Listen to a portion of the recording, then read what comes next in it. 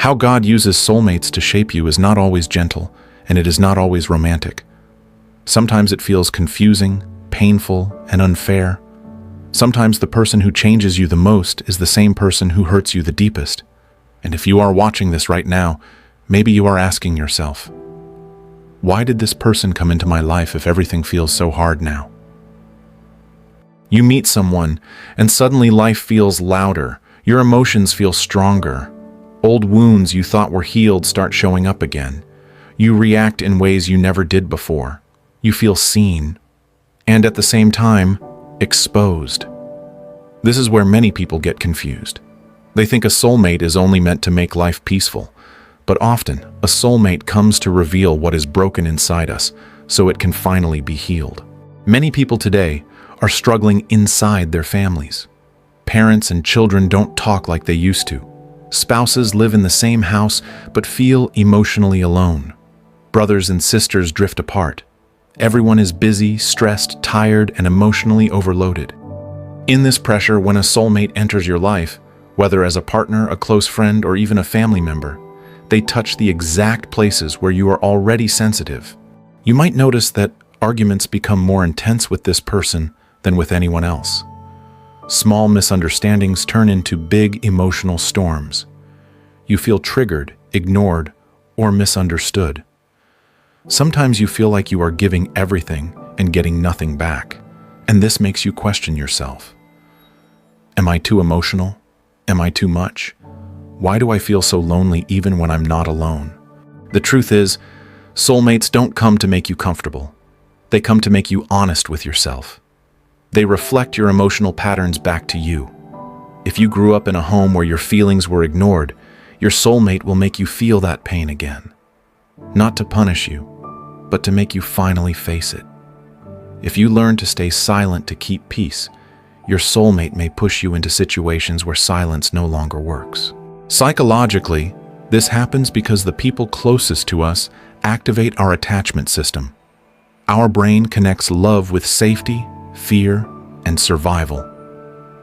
When a soulmate pulls away, criticizes, or emotionally disconnects, it doesn't just hurt the present moment, it touches your past. It reminds you of times you felt abandoned, not good enough, or unseen. That's why the pain feels so deep. That's why it feels bigger than logic. Many people confuse this pain with failure. They think, if this relationship hurts, it must be wrong.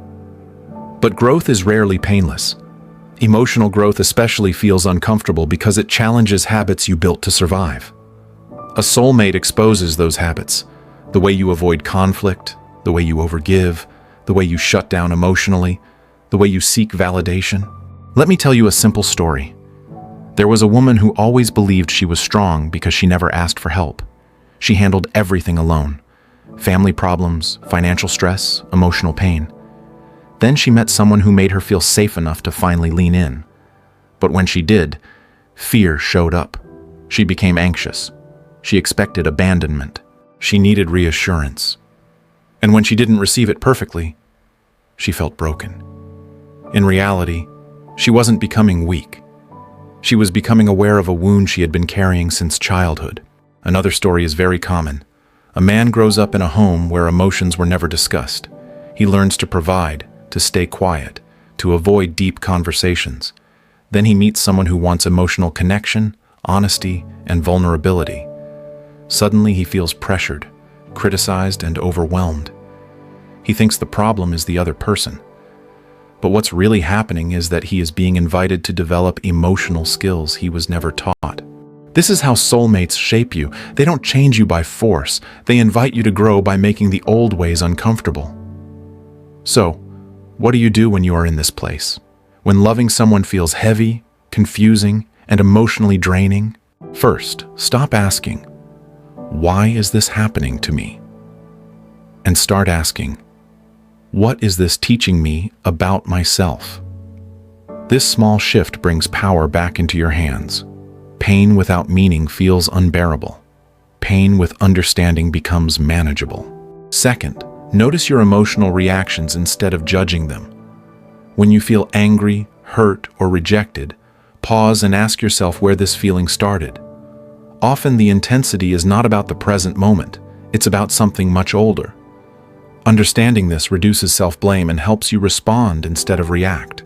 Third, learn to communicate your needs calmly. Many people expect their soulmate to just know what they feel, but unspoken expectations create silent resentment. Simple words like, "I feel disconnected," or "I need reassurance right now," can change the entire emotional direction of a relationship. Fourth, set healthy emotional boundaries. Love does not mean losing yourself. If a relationship constantly drains you, confuses you, or makes you doubt your worth, it is okay to step back and breathe. Growth does not require constant suffering. Fifth, allow space for individuality.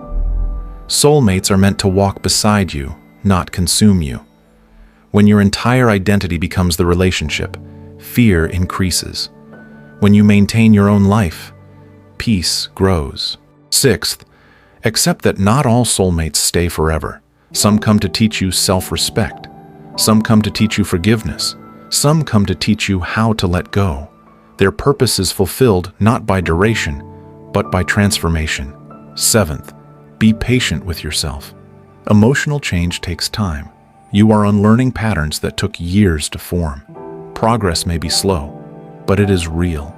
If you are feeling lonely right now, even while loving someone, know this: you are not broken.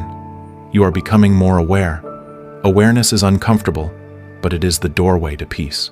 Healing does not mean the pain disappears overnight. It means you stop fighting yourself for feeling it. It means you start choosing understanding over self-criticism. It means you learn to sit with your emotions without letting them control your actions. One day, you will look back and realize that this connection changed the way you love, the way you communicate, and the way you treat yourself. And even if the relationship didn't last the way you hoped, the growth stayed. Take a slow, deep breath right now. You are allowed to feel tired. You are allowed to feel confused. And you are allowed to grow at your own pace. If this message felt close to your heart, stay connected with this space. Subscribe gently, not for content, but for calm reminders that you are not alone. Take another deep breath. You deserve peace.